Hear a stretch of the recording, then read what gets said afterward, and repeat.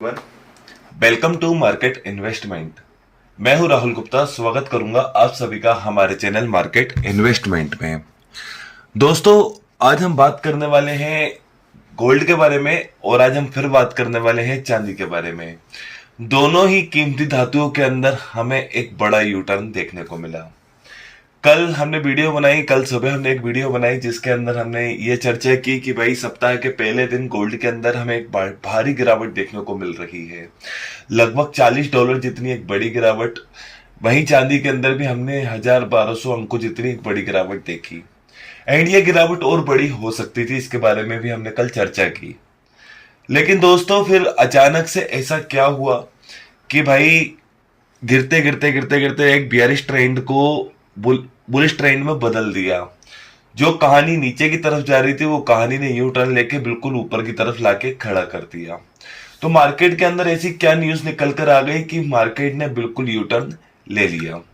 भाई हमने भी कल आपसे वीडियो में कहा था कि भाई गोल्ड के अंदर एक काफी बड़ी गिरावट हमें देखने को मिल रही है। Buy on the best opportunity है, खरीदारी करो, आपको अच्छा खासा आपको रिटर्न मिल सकता है।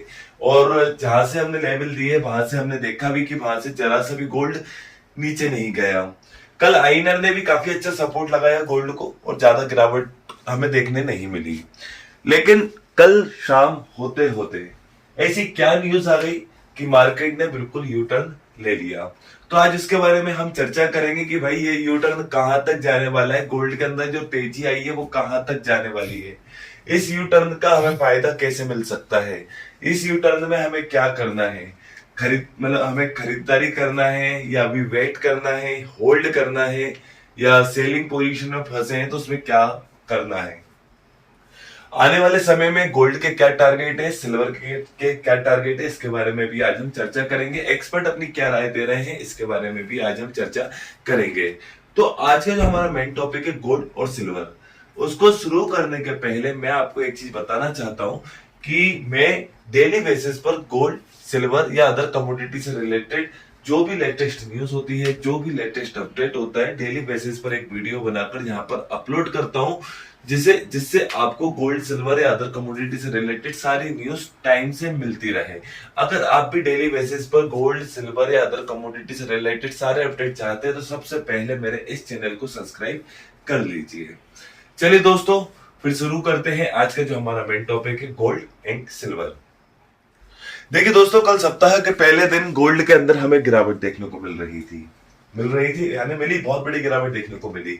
वो गिरावट क्यों देखने को मिली?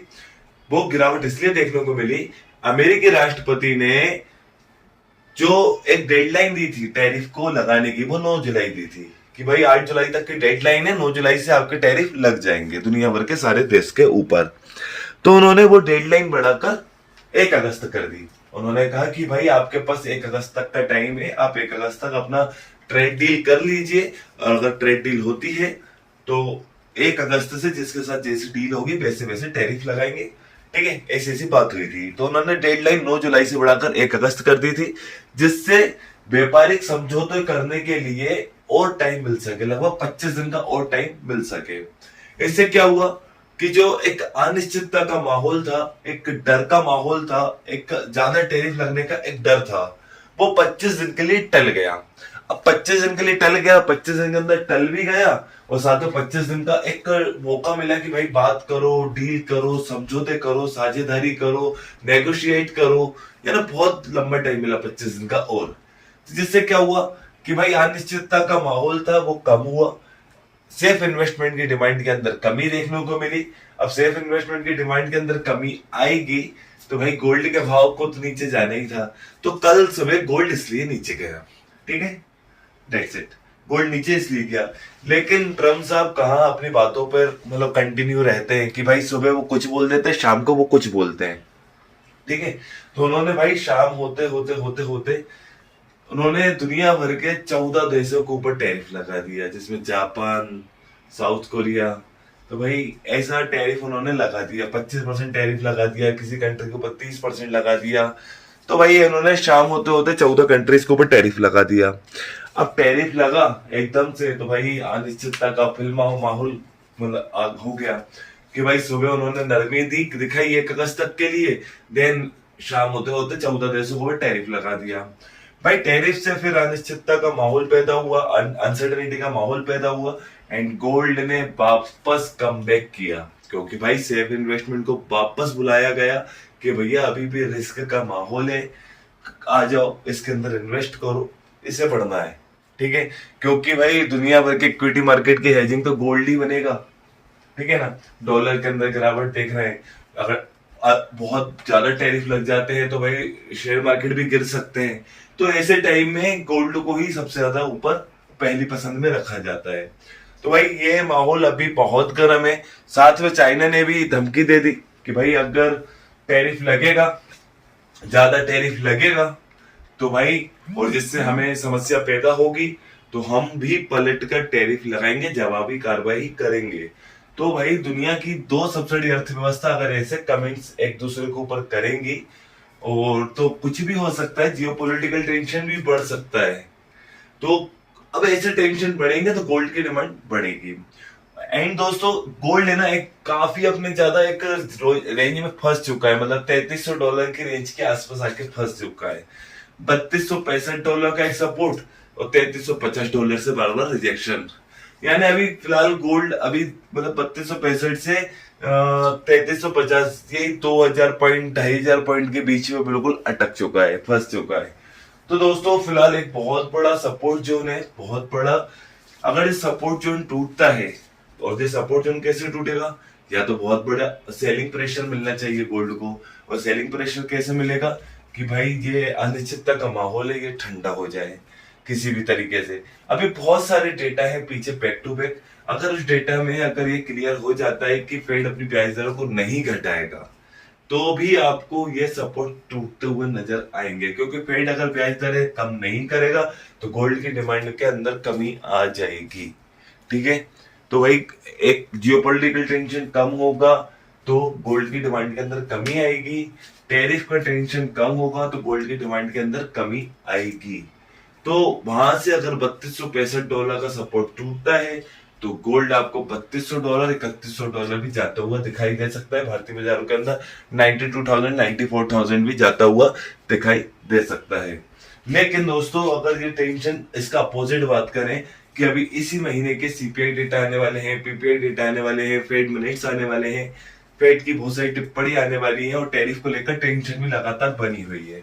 अगर फेड ब्याज दरों के अंदर घटाता है या घटाने की उम्मीदें जागती हैं तो गोल्ड के अंदर तेजी देखने को मिलेगी। वो गोल्ड अपने $3350 का जोन पार करेगा, और $3350 का जोन पार करेगा तो $3400 $3450 $3500 का कॉमेक्स मार्केट के अंदर नया हाई बना सकता है। टैरिफ का टेंशन बढ़ेगा तो भी यही होना है, जियोपॉलिटिकल टेंशन बढ़ेगा तो भी यही होना है, ब्याज दरें कम होंगी तो भी यही होना है। तो तेजी गोल्ड के अंदर लगातार बन सकती है। तो दोस्तों फिलहाल में कुछ भी कहना स्पष्ट नहीं होगा कि भाई गोल्ड कहाँ जाना है। गोल्ड क्या है, काफी ज्यादा सेंटीमेंट के साथ चल रहा है, जैसे मैं आपको पिछली कई वीडियो में बता रहा हूँ कि सेंटीमेंट लाइक अब समझिए कि भाई गोल्ड के लिए अगर न्यूज आ रही है, जैसे कि कल मॉर्निंग में न्यूज आई कि भाई गोल्ड को रिजेक्शन मिलना था। क्यों मिलना था?